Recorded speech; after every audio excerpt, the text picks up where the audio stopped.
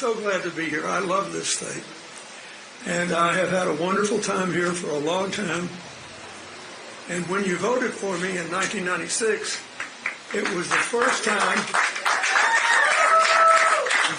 a Democrat had carried Arizona in a presidential race since 1948.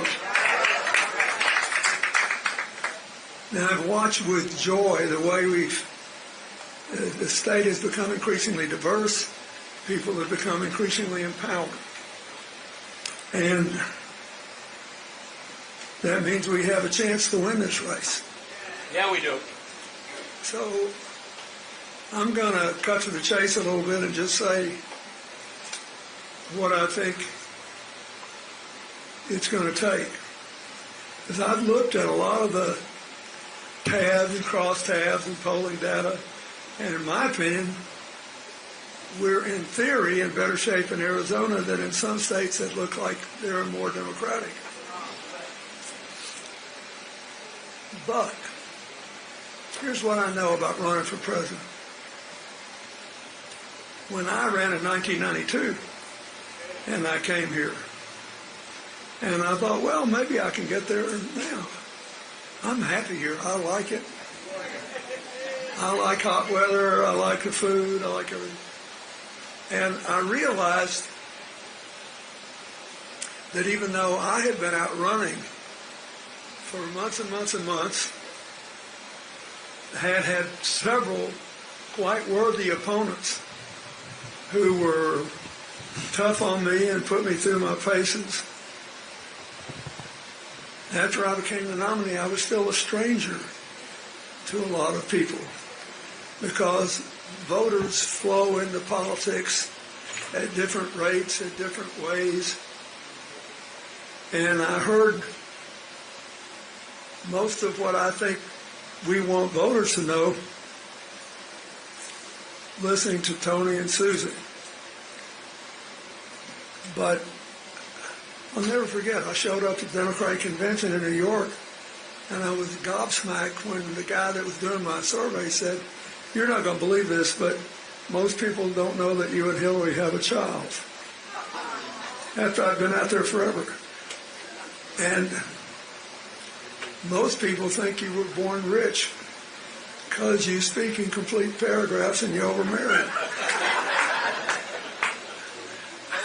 I mean, and I'm the last president who ever lived in a house without indoor plumbing. And I hope there'll never be another one.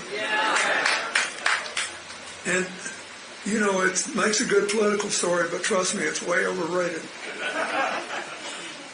The winters are terrible. And in the summers, by the time you're 5, you need to know the difference between a poisonous and a non-poisonous snake, or you're in trouble.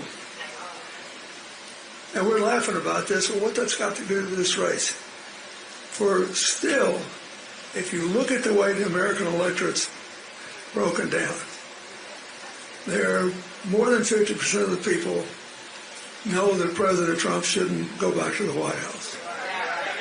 Right?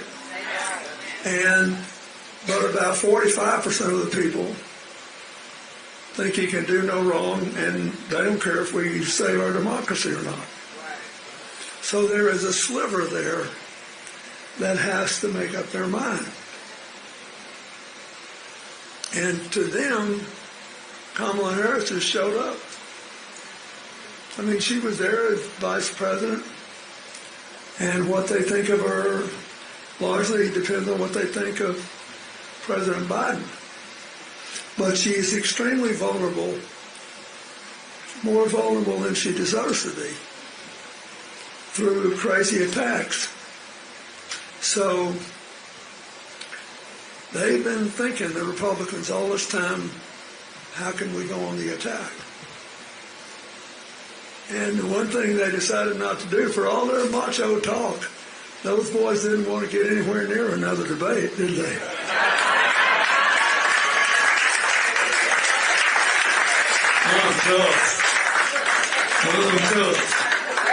Okay, let's have another debate. Oh, I don't want to do that.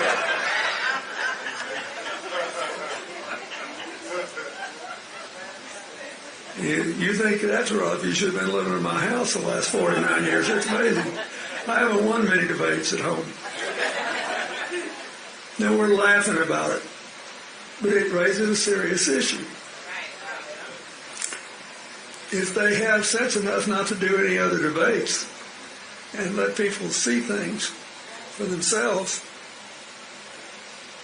then they just work on scaring people and sowing doubt.